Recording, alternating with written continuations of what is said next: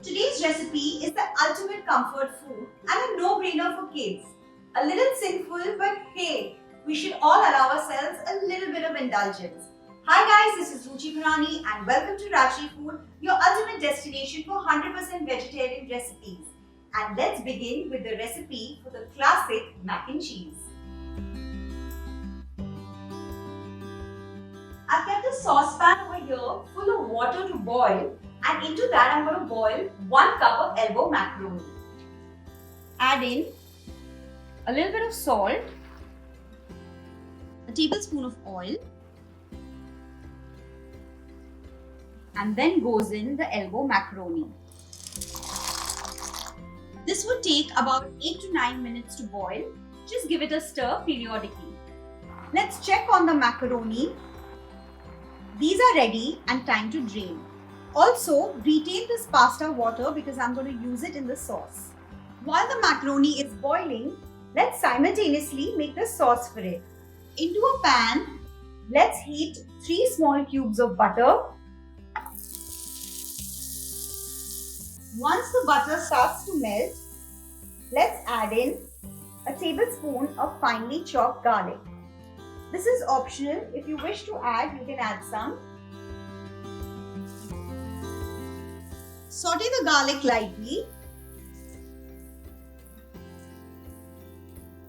Let's add in 1.5 tablespoons of plain flour. Cook the flour on low heat till it slightly changes color. Next, into this, I'm going to add in 1 cup of milk. But just don't add all of it at once. Add a little bit.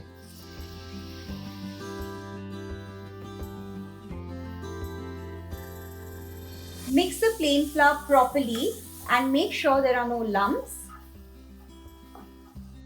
Let's add in a little more. Break down the lumps. The plain flour is nicely mixed with the milk. The small little bits and pieces that you can see are the pieces of the garlic. I'm just going to add in the remaining milk and let this cook for about 2 minutes. So the most important thing in mac and cheese is of course the cheese. So you can add any kind of cheese that you have at home. So today I'm going to add in some mozzarella and a little bit of Parmesan because that's what I have at home. But you can use sharp cheddar or pepper jack or even just processed cheese, which is your last option. But yes, cheese is the most important ingredient. So I'm going to add in 2 tablespoons of Parmesan over here that I've grated. You can add as much cheese as you want. I leave it to you. Also, 2 tablespoons of mozzarella. Give this a good mix.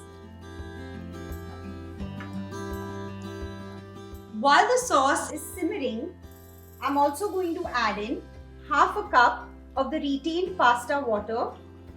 Also a tablespoon of mustard sauce, which is one of the most important ingredients in your mac and cheese.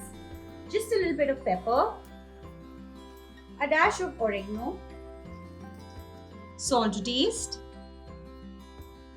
and give this a mix.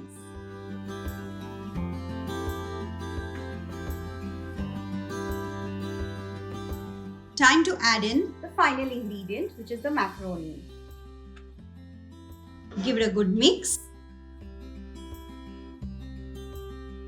This is going to go in the oven and bake for a good 20 minutes.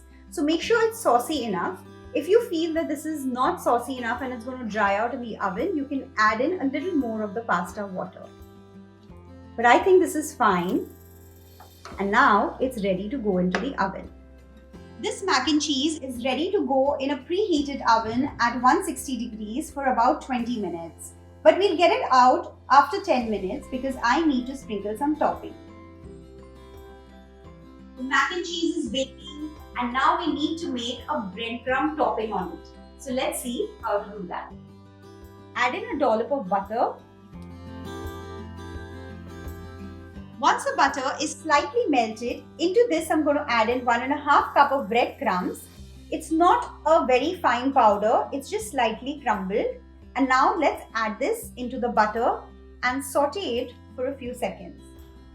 We need to toast this crumble mixture. And now into this, I'm going to add in half a teaspoon of red chili flakes and half a teaspoon of paprika powder or just red chili powder. Give this a good mix and turn off the flame and let this cool down completely. So you can make this before you start making your sauce for the macaroni so that it cools down completely, and then we need to add one last ingredient. The macaroni has been baking in the oven for the past 10 minutes and I've brought it out. The breadcrumbs have cooled down completely, and now into this I'm going to add in 2 tablespoons of Parmesan cheese. Give it a good mix.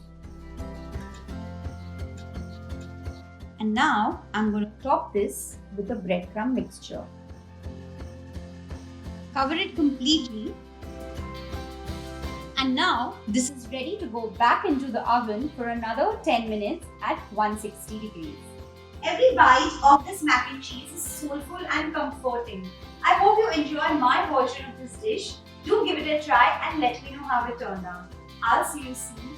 Bye-bye.